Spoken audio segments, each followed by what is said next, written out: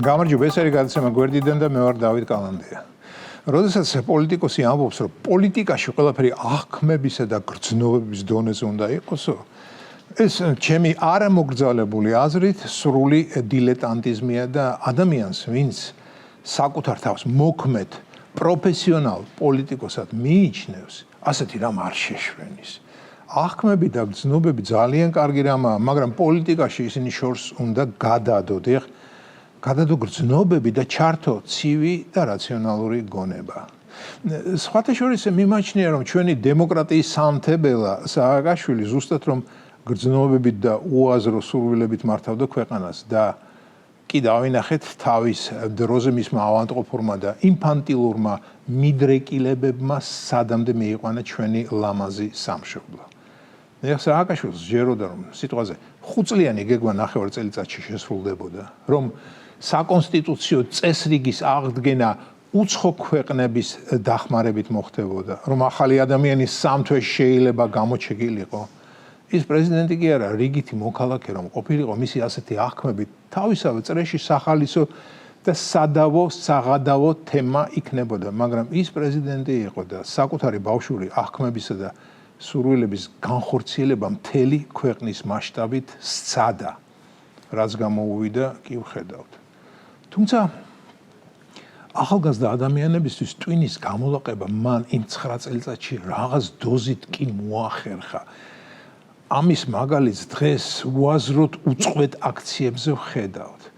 მეგობრებო, როდესაც სააკაშვილის მმართველობის პირველ წლებში მესმოდა ახალგაზრდებთან მისი ექსპერიმენტების თაობაზე, აი იმ ბანაკებზე, რაღაც გაუგებარ ღონისძიებებზე რო ვისმენდი, მაშინ ყველაფერ ამას ძალიან ზერელეთ ვუყურებდი. ვერ წარმოვიდგენდი, რომ 21 საუკუნეში, ინტერნეტის ეპოქაში, ნორჩი თაობის ასე მოტყუობა შეიძლებოდა.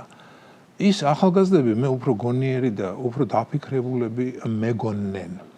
ცდებოდი. როცა მე-20 საუკუნის დასაწყისში, საბჭოთა კავშირში ანალოგიური ამბავი მოხდა, გასაგებია. ბოლშევიკებიც ხომ შეეცადნენ ახალი ადამიანის გამოძერწვას. გასაგები იმიტომაა, რომ მე-20 საუკუნის დასაწყისში ადამიანები გაცილებით უფრო მიამიტნი, უფრო არაინფორმირებულნი იყვნენ და მათი მოტყუება, გაბითურება იოლად იყო შესაძლებელი, ვიდრე ეს ახლა ამ ეპოქაში ხდება. ახალგაზრდები კი არა, იმ დროს ბევრი საკმაოდ აზრიანი ადამიანი დიდი სიხარულით შეხვდა 17 წლის ოქტომბრის გადატრიალებას. მართალია მერე კი მოვიდნენ აზრზე თუ რა წუმპეში ჩადგეს ფეხი, თუმცა უკვე გვიანი იყო. უნდა აღნიშნო, რომ მეთოდები, რომელსაც ბოლშევიკები იყენებდნენ, არაფრით განსხვავდებოდა სააკაშვილის მეთოდებისგან. ბოლშევიკებმა დაიწყეს ყველაფერი ძველისა და ნაცადის ნგრევა და მოსპობა. მაშინ მოსპეს პროფესურა, მასწავლებლები, ინჟინრები, სამხედროები, სხვადასხვა დარგის სპეციალისტები მოიშორეს და მათ ადგილას გაუნათლებელი ტიპები დასვეს და რაც თავარია შექმნეს ახალი რელიგია, სადაც თავარი ღმერთი იყო მარადცოცხალი ლენინი.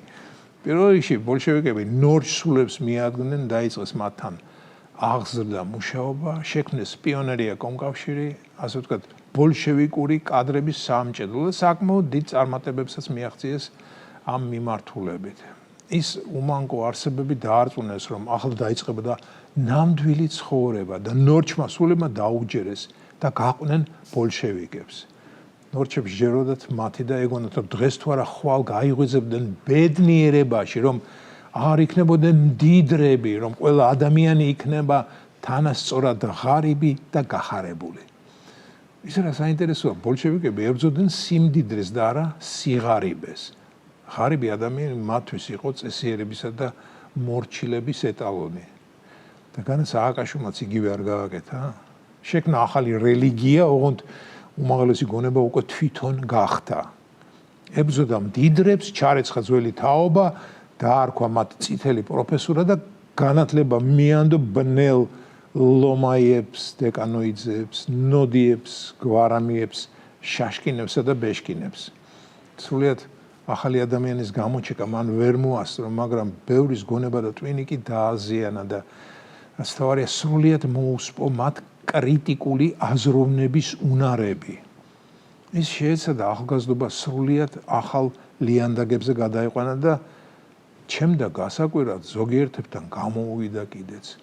რატომ და როგორ გამოუვიდა ეს ცალკე განხილვის თემა. ალბათ ადრე თუ გვიან დასხდებიან ფსიქოლოგები, სოციოლოგები, კიდევ რომელიმე ლოგები და გააანალიზებენ თუ რა მოხდა და როგორ მოახერხა ამ სოციოპათმა და სრულიად ინფანტილურმა ადამიანმა ამდენი ადამიანის გამოშტერება. სამწუხაროდ მისი ეგრეთ წოდებული აღქმით მოღვაწეობის შედეგებს ჩვენ დღესაც ვიმკით და კიდევ კარგი რომ საქართველოს მოახერხა და 13 წლის წინ მისი მმართველობა მოიშორა. მე შინია წარმოვიდგინო რა იქნებოდა დღეს აქ საქართველოში ის რომ უფროსად დარჩენილიყო და იქნებოდა კი საქართველოს.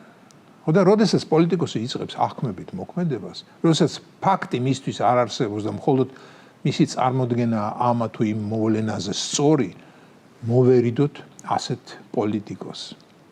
სხვათა შორის ჩატარებულმა არჩევნებმა ანახა, რომ მოსახლეობა სწორედ რომ ერიდება ასეთ პოლიტიკოსებს. ჩემი მოკითხვა არა სააკაშვილს არა, გიორგი გახარიას. ეს იყო გადაცემა გვერდიდან და მე ვარ დავით კალანდია.